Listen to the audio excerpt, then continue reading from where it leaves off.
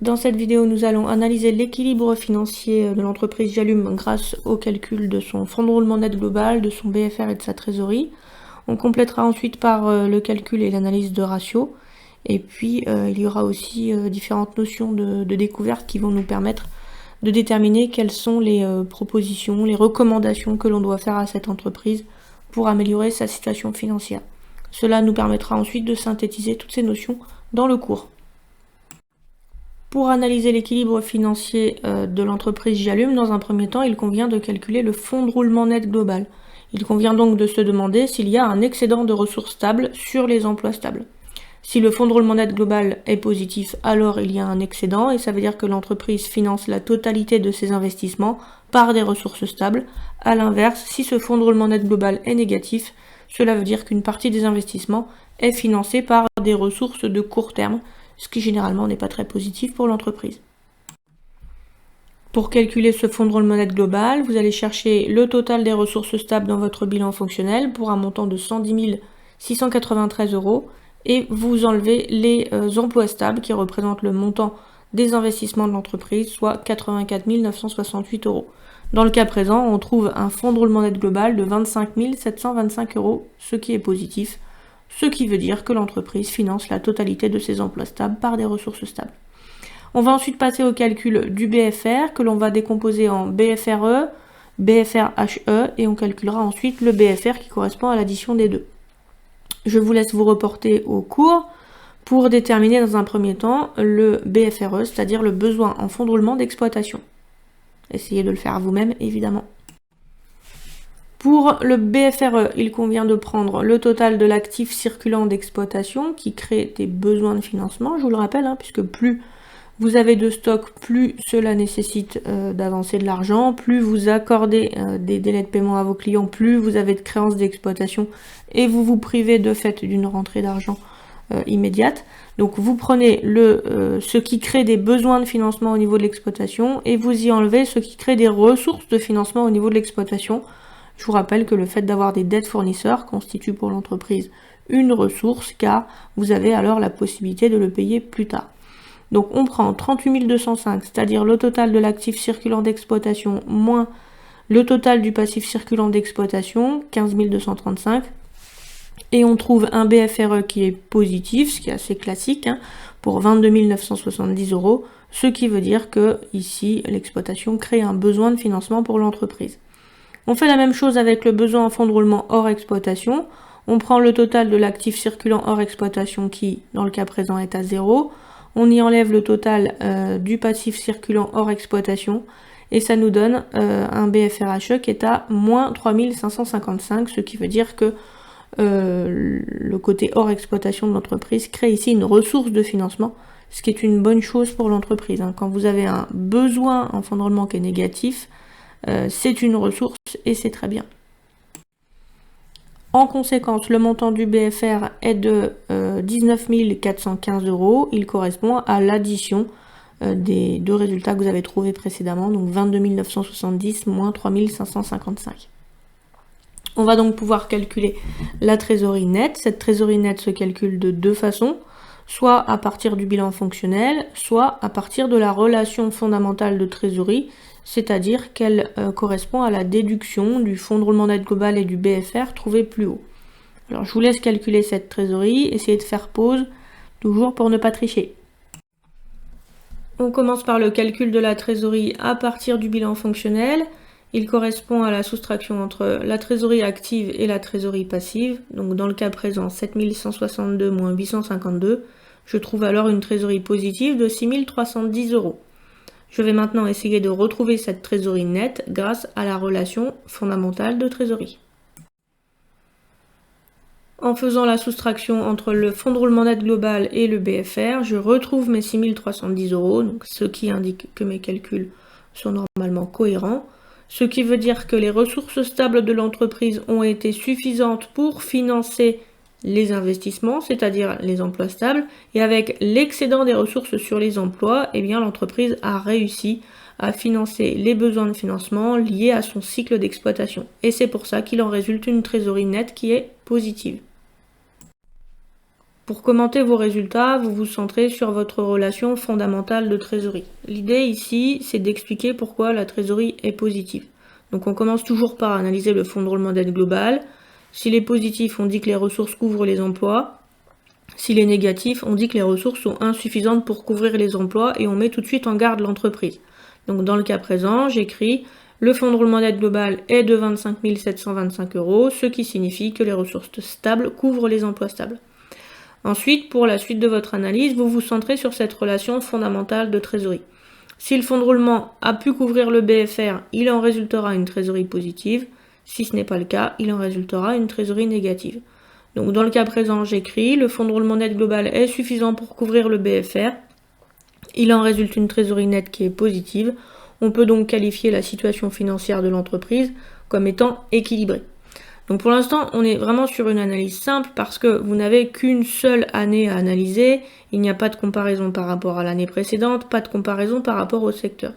Bien évidemment, l'intérêt de l'analyse financière de l'entreprise, c'est de voir l'évolution de la situation financière d'une entreprise sur plusieurs années. Donc ensuite, on apprendra à faire des commentaires un petit peu plus construits, un petit peu plus étoffés, qui permettront d'expliquer la variation du FRNG, la variation du BFR entre plusieurs années. Mais pour l'instant, c'est déjà pas mal pour commencer. Pour apporter davantage d'informations à l'entreprise, il convient de calculer des ratios. Le ratio, c'est le rapport entre deux grandeurs de l'entreprise et il va permettre de synthétiser l'information financière. Donc dans un premier temps, on va calculer des ratios qui concernent la structure de financement de l'entreprise.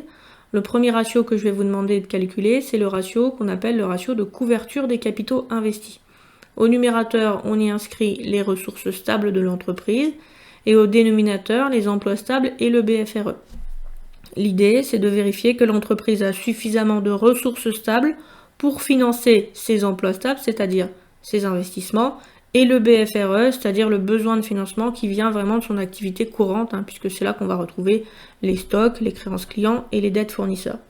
Donc pour que ce ratio soit qualifié de bon, il faudrait qu'il soit supérieur à 1. Je vais vous demander de calculer ce ratio pour l'entreprise Jalum. Alors j'ai trouvé des ressources stables pour 110 693, c'est simplement la recopie de ce que vous avez dans le bilan fonctionnel. Pour les emplois stables, c'est le montant des investissements 84 968 et le BFRE a été calculé précédemment comme étant à 22 970. Je trouve donc ici un ratio de 1,02, c'est-à-dire que j'ai un ratio qui est supérieur à 1.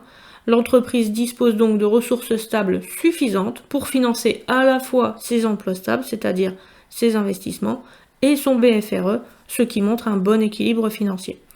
Évidemment, pour affiner l'analyse, il conviendrait de calculer ce ratio pour l'année précédente et d'avoir ce ratio moyen pour le secteur pour déterminer si l'entreprise a une situation financière qui s'est aggravée, dégradée, améliorée, qui est meilleure que le secteur ou moins bonne que le secteur. On continue avec les ratios qui concernent la structure financière de l'entreprise et je vais vous demander de calculer un taux d'endettement. Alors il y a plusieurs façons de calculer l'endettement des entreprises. Nous ici cette année on va faire le taux d'endettement suivant. Au numérateur on y inscrit en fait les ressources externes de l'entreprise et au dénominateur les ressources internes de l'entreprise. Et je considère que les ressources externes ne doivent pas dépasser les ressources internes. Ça veut dire que ce ratio devra forcément être inférieur à 100%. Pour déterminer le montant de l'endettement de l'entreprise, on va prendre le montant de toutes les dettes financières stables, c'est-à-dire la rubrique que vous avez dans votre bilan fonctionnel, et on va y réintégrer les concours bancaires courants et soldes de créditeurs de banque qu'on avait enlevés, mais qu'on réintègre parce que ça fait vraiment partie de l'endettement. Et au dénominateur, vous prenez le total des ressources propres, qui est une rubrique que vous avez calculée dans le bilan fonctionnel, qui correspond au total des capitaux propres, amortissement, dépréciation et provision. Donc je vais vous laisser calculer ce taux pour le cas de l'entreprise Jalum. Essayez de le faire tout seul parce que c'est celui sur lequel vous avez généralement le plus de difficultés. Alors au numérateur, je suis partie de 13 852 qui correspondait au montant de mes dettes financières. J'y ai enlevé les concours bancaires courants et les intérêts courus parce que c'est le mode de calcul qui est préconisé pour trouver les dettes financières stables. Donc ce que vous avez entre parenthèses, c'est les dettes financières stables. Je réintègre les concours bancaires courants, donc je refais plus 852. Donc j'avais fait moins 852, je refais plus 852, donc c'est comme si on ne les avait pas enlevés en fait des dettes financières. Ça vous donne un endettement de 13 652. Et vous divisez par le total des ressources propres, à savoir 71 030, ça doit être le total des capitaux propres, 25 963, total des amortissements et dépréciations, et 900, total des dépréciations. Ça vous donne un taux d'endettement ici qui est à 13,95%, donc un taux d'endettement qui est très raisonnable. L'entreprise se finance en majorité par des fonds propres, il est très inférieur à 100%, donc vous avez un taux d'endettement ici qui n'est pas inquiétant pour l'entreprise. Ce qui veut dire que l'entreprise pourra envisager éventuellement de financer de futurs investissements par emprunt, car il n'y a pas de raison que les banques lui refusent en raison d'un endettement trop important dans l'entreprise. On continue avec des ratios qui ne concernent pas la structure financière de l'entreprise. On appelle ça des ratios de rotation ou des temps d'écoulement ou des délais d'écoulement, ça porte plusieurs noms. L'idée, c'est de savoir en moyenne pendant combien de jours l'entreprise stocke ses marchandises, au bout de combien de temps les clients la payent en moyenne et au bout de combien de temps on paye en moyenne nos fournisseurs. Donc vous avez ici les différents modes de calcul que vous devez appliquer pour le calcul de ces ratios. Je vais vous demander de commencer par le délai d'écoulement des stocks de marchandises, où vous faites le rapport entre le stock de marchandises et le flux qui a permis d'obtenir le stock. Et si on a des stocks, c'est parce qu'on a acheté des marchandises, donc on va diviser par le coût annuel d'achat des marchandises qui vous est donné avec la petite astérisque. Vous avez dû trouver ici un temps d'écoulement de 92,1 jours, ce qui veut dire qu'en moyenne, l'entreprise stocke ses marchandises pendant plus de 90 jours avant de les vendre. On continue avec le calcul du délai de paiement des clients. Au numérateur, on y inscrit ce que vous doivent les clients, donc le montant des créances moins éventuellement les avancées à compte que vous avez reçues de la part de ces clients. Ça vous donne bien ce que vous doivent les clients à un moment donné. Et on divise par le flux qui permet d'avoir des créances. Pourquoi j'ai des créances ? Parce que j'ai vendu. Donc au dénominateur, on inscrit le chiffre d'affaires TTC, parce que les créances sont elles-mêmes exprimées en TTC, donc on doit forcément avoir des indicateurs homogènes. Ça nous donne ici un délai de paiement des clients en moyenne de 19,9 jours. Donc nos clients mettent à peu près une vingtaine de jours à nous payer. Ce qui s'explique ici dans le cadre de cet exercice, puisque vous avez une entreprise dont la clientèle est composée à la fois de particuliers et de professionnels. La particularité des particuliers, c'est qu'ils payent au comptant, mais les professionnels, il est d'usage de leur accorder des délais de paiement. Donc là, manifestement, on accorde des délais de paiement assez importants aux professionnels, puisque ça fait augmenter quand même pas mal la moyenne. Et on finit avec le calcul du délai de règlement des fournisseurs. Au numérateur, on y inscrit ce que l'on doit aux fournisseurs. Donc on leur doit le montant des dettes moins les éventuelles avancées à compte qu'on leur a versées lors des commandes. Et on va diviser par le flux qui permet d'avoir des dettes fournisseurs. Si on a des dettes fournisseurs, c'est parce qu'on a fait des achats, que ce soit des achats de marchandises ou des autres achats, achats de services par exemple. Donc on divise par le total des achats et charges externes de l'entreprise. On met ça en TTC, dans la mesure où les dettes fournisseurs sont elles-mêmes exprimées en TTC, on doit avoir un indicateur homogène. Ça nous donne ici un délai de règlement des fournisseurs qui est de 30,9 jours. Donc en moyenne, on règle nos fournisseurs à peu près à 31 jours.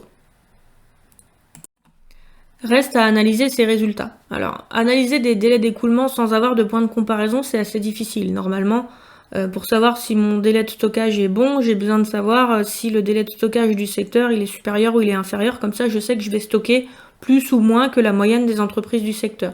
Ou éventuellement, j'ai le délai de stockage de l'année précédente et comme ça, je vais voir si j'ai amélioré mon délai de stockage ou plutôt ce délai de stockage s'est dégradé.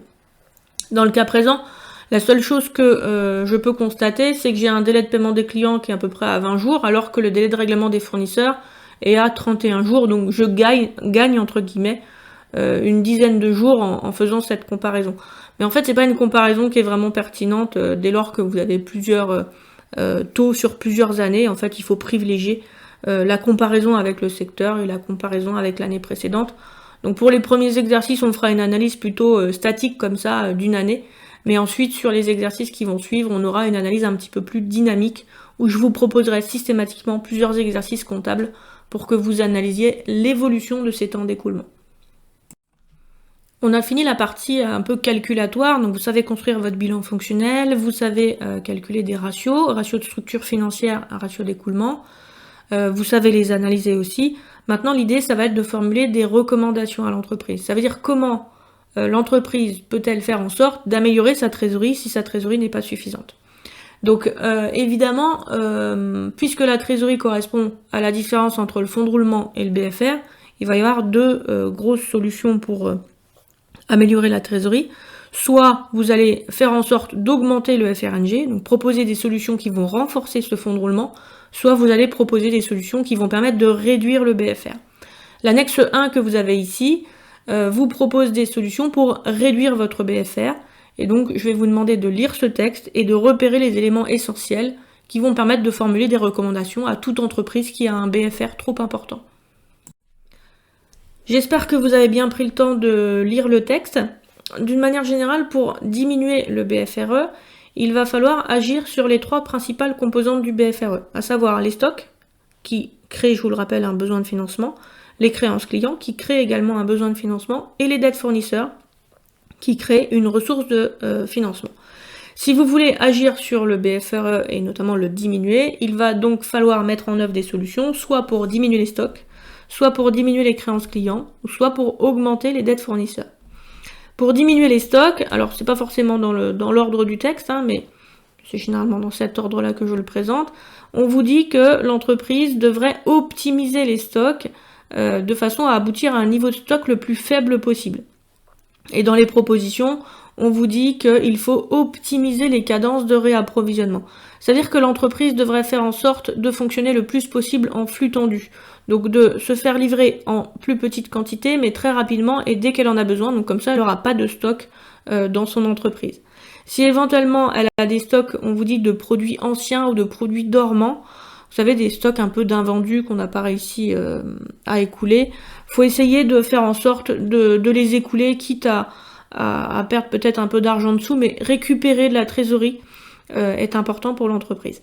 Au niveau des créances clients, l'idée c'est de faire en sorte que les clients vous payent le plus rapidement possible. Alors, il faut faire attention, on va pas dire aux clients, bon du jour au lendemain, vous aviez 30 jours pour me régler, mais désormais, maintenant, vous avez plus que 2 jours ou 5 jours. Parce que les clients, ils risquent de partir à la concurrence qui est susceptible de proposer des délais de paiement plus intéressants. Donc, on va demander peut-être plus systématiquement des acomptes lors de la commande, si ça s'y prête, notamment pour les activités de bâtiment, il faut demander systématiquement des acomptes aux clients pour pouvoir payer les matières premières comme les tuiles, comme la peinture, avant de commencer à faire les travaux. Il va falloir demander plus systématiquement des paiements comptants à la livraison, mais on va essayer plutôt que d'imposer, on va essayer d'inciter les clients à payer au comptant.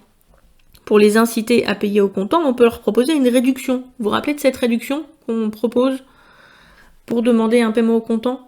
Vous vous rappelez ou vous vous rappelez pas? C'est les escomptes. On propose des escomptes pour paiement au comptant. Donc si on leur dit vous avez 2% d'escompte si vous payez au comptant, ça peut les inciter à payer plus rapidement si eux-mêmes n'ont pas de problème de trésorerie. Et puis après, au lieu de proposer 60 jours de règlement, vous pouvez proposer que 30 jours en espérant qu'ils n'aillent pas à la concurrence. Et puis vous avez aussi, alors c'est pas marqué dans le texte, vous avez aussi la possibilité pour vos créances clients de bien suivre en fait vos délais de règlement, parce qu'en France il y a quand même beaucoup de mauvais payeurs ou de gens qui payent systématiquement en retard. Donc il faudra vous mettre en place dans votre entreprise un système de relance client pour relancer bien systématiquement les clients qui n'ont pas payé en temps et en heure. Enfin, la dernière solution qui est préconisée dans le texte, c'est de faire en sorte de payer vos fournisseurs le plus tard possible. Et cela est possible si vous mettez vos fournisseurs en concurrence, si vous avez des grosses commandes auprès de vos fournisseurs, donc si vous passez des ordres d'achat volumineux, vous aurez plus de pouvoir en fait dans l'entreprise, donc une grosse force de négociation, et ce sera plus facile pour vous de demander des délais de paiement. Sachez toutefois qu'au niveau des délais de paiement en France, on ne peut pas demander des délais de paiement au-delà de 60 jours, c'est ce qu'on appelle la loi de modernisation de l'économie, qui date de mémoire de 2005. Donc on a des délais de paiement maximum de 45 jours fin de mois ou 60 jours dans l'absolu. Donc au-delà, en fait, on ne pourra pas demander plus. Voilà pour toutes les propositions qui nous permettent d'agir sur le BFRE. Il y en a d'autres, mais dans l'absolu, cette année, on ne verra que celle-là. Sur cette annexe numéro 2, je vous dis que Madame Lejeune souhaite développer son activité, puisqu'elle souhaite acquérir un deuxième magasin pour augmenter ses ventes. Et je vous demande quelle mise en garde vous pouvez faire à Madame Lejeune par rapport aux investissements qu'elle souhaite réaliser. En fait, la particularité de ce texte, c'est qu'il vous dit que dès lors que vous voulez augmenter votre entreprise, souvent, intuitivement, je veux augmenter mon entreprise, donc je pense au besoin de financement qui va être lié à l'investissement. Oui, mais lorsque l'entreprise investit, elle va donc prévoir d'augmenter son chiffre d'affaires, et la particularité du BFRE, c'est qu'il est proportionnel au chiffre d'affaires. Donc lorsqu'une entreprise prévoit de s'agrandir, elle doit penser au montant des investissements à financer, mais elle doit également penser à financer l'augmentation du BFRE qui va en découler. Donc il faut que l'entreprise simplement anticipe ses difficultés de trésorerie et négocie de fait un financement qui est conséquent, suffisant avec son banquier. On continue toujours dans les recommandations, mais cette fois-ci on va plus être sur des recommandations qui vont consister à renforcer le fonds de roulement net global. Afin de financer l'acquisition du deuxième magasin, Madame Lejeune et son amie, qui ont apporté chacune respectivement 40 000 et 20 000 euros lors de la création, envisagent de faire ce qu'on appelle une augmentation de capital de 70 000 euros. Faire une augmentation de capital, ça consiste à refaire des apports dans le capital de l'entreprise. Avant de faire cette augmentation de capital, je vous demande quel est le montant du capital actuel, comment est-il réparti, donc j'aimerais que vous me calculiez les proportions détenues par chacune des associés, et quelle est la conséquence de cette répartition sur les prises de décision dans l'entreprise. Si vous analysez bien le contexte, vous avez vu que Madame Lejeune avait apporté 40 000, Madame Adam 20 000, on a donc un capital actuel qui s'élève à la somme des apports, c'est-à-dire 60 000 euros. Mais vous voyez bien que ce capital est inégalement réparti. J'aimerais savoir quelle est la proportion du capital détenu par Madame Lejeune et quelle est la proportion du capital détenu par Madame Adam. Madame Lejeune détient 40 000 euros sur les 60 000 euros de capital. Quand on fait 40 000 divisé par 60 000, on trouve qu'elle détient 2 tiers du capital, c'est-à-dire 66,67%. Même chose pour Madame Adam, en faisant 20 000 divisé par 60 000, on trouve qu'elle détient 1 tiers du capital, soit 33,33%. Quelle est la conséquence en fait au niveau de la prise de décision dans l'entreprise? Vous avez dû apprendre normalement que dans les sociétés à responsabilité limitée, les décisions se prennent en assemblée générale. Dans le cas présent, plus vous avez de pourcentage dans le capital, plus vous avez de droits de vote aux assemblées générales. Et là, ce que vous constatez, c'est que Madame Lejeune détient plus de la moitié des droits de vote aux assemblées générales. De fait, vous pouvez noter que puisqu'elle possède actuellement plus de 50% des droits de vote aux assemblées générales, elle est majoritaire à ces assemblées générales. Donc toutes les décisions ne se prennent pas à la majorité. Il y en a certaines qui se prennent à la majorité des 3/4 des droits de vote. Mais en tout cas, là c'est quand même bien Madame Lejeune qui a le contrôle de sa société. Pour réaliser l'augmentation de capital, l'entreprise a plusieurs solutions. Soit Madame Lejeune et Madame Adam peuvent refaire un apport dans le capital de l'entreprise, donc réapporter de l'argent à partir de leur patrimoine personnel qu'elles vont affecter à la société, soit elles n'ont pas la liquidité nécessaire et dans ce cas-là, elles vont devoir faire rentrer un nouvel associé dans le capital de l'entreprise. Si elles peuvent refaire un apport, alors si elles contribuent dans les mêmes proportions que l'apport initial, en fait, il n'y aura pas de problème au niveau de la répartition du pouvoir dans l'entreprise. Mais si elles font rentrer un nouvel associé, cela peut engendrer une nouvelle répartition du capital et donc une nouvelle répartition des droits de vote. C'est ce qu'on va illustrer avec l'application suivante. On considère de fait qu'elles ne peuvent pas participer à l'augmentation de capital, donc c'est un nouvel associé qui va apporter les 70 000 euros nécessaires qui vont permettre de financer l'agrandissement de l'entreprise. Le nouveau capital de l'entreprise s'élève donc à 130 000 euros. Je vais vous demander de me calculer la nouvelle répartition du capital entre ces trois associés. Pour Madame Lejeune, sa nouvelle part dans le capital s'élève à 40 000 divisé par 130 000, soit 30,77%. Madame Adam passe à 15,38% et le nouvel associé, qui détient désormais 70 000 euros sur un capital qui en compte 130 000, détient 53,85%. Vous l'avez compris, du fait de cette augmentation de capital, eh bien Madame Lejeune vient de perdre le contrôle de la société, puisque c'est désormais le nouvel associé qui est majoritaire aux assemblées générales. Vous l'avez compris, l'augmentation de capital risque de modifier la répartition des pouvoirs dans l'entreprise. Mais cette augmentation de capital a également un effet sur la répartition des bénéfices. Pour l'illustrer, supposons que le capital actuel de l'entreprise, donc avant augmentation, donc qui correspond à 60 000 euros, est divisé en 600 parts sociales de 100 euros. Après augmentation de capital, donc on aura émis de nouvelles parts et le capital sera divisé en 1300 parts de 100 euros. On va raisonner en considérant qu'on est à la fin de l'année et qu'à la fin de l'année, on répartit les bénéfices de l'entreprise. Je vous rappelle qu'une entreprise qui fait des bénéfices peut décider de garder ce bénéfice en réserve ou de le distribuer sous forme de dividende. Donc là, on va considérer que le bénéfice distribuable est de 10 000 euros, c'est-à-dire qu'on a déjà doté les réserves de l'entreprise. Et on va considérer que ce bénéfice, il est constant, que ce soit avant augmentation de capital ou après augmentation de capital. Je vais vous demander de me calculer le dividende unitaire par part sociale qu'un associé va récupérer avant augmentation de capital et après augmentation de capital. Eh bien, le bénéfice distribuable, c'est comme un gros gâteau à partager. Vous avez 10 000 euros à partager entre combien? Eh bien, avant augmentation de capital, il faut le partager entre 600 parts et chaque part va récupérer 16,66 € de dividendes. Et après augmentation de capital, vous avez 10 000 euros, mais à répartir cette fois-ci en 1300 parts. Donc chaque part sociale va récupérer 7,69 € de dividendes. On se rend donc compte qu'à bénéfice constant, eh bien, le dividende unitaire par part sociale diminue. C'est ce qu'on appelle un effet de dilution des dividendes. Et donc en fait, toute personne qui n'a pas participé à l'augmentation de capital voit mécaniquement sa rémunération globale diminuer.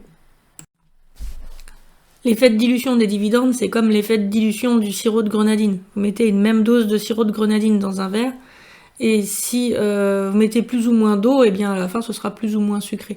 Le sirop, en fait, c'est le bénéfice que vous avez, et puis l'eau que vous allez mettre.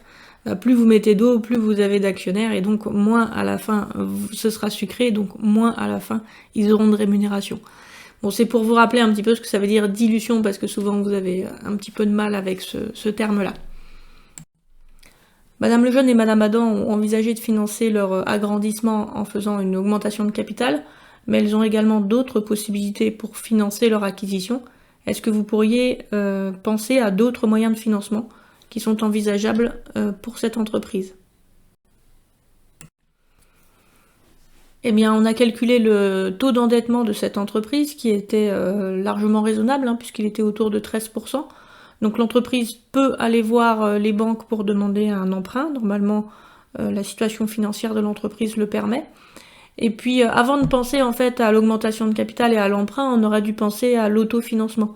Mais l'autofinancement, en fait, ça consiste à se financer grâce aux bénéfices que l'entreprise a réalisés de façon antérieure.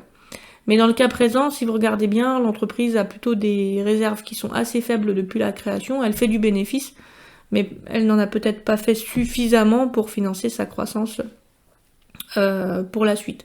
Donc si elle veut croître rapidement, elle va être obligée de recourir à des moyens de financement externe.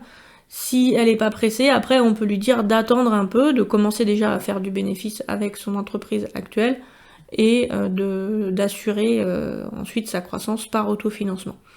Reste quand même à mettre en garde l'entreprise, parce que si elle compte financer sa croissance par autofinancement, ça veut dire en fait que les bénéfices qu'elle compte réaliser, elle va les laisser en réserve de l'entreprise et elle ne les distribuera pas. Ça veut dire que plus vous faites de l'autofinancement, moins vous distribuez de dividendes, et donc de ce fait, les associés peuvent être mécontents de ne pas avoir assez de rémunération.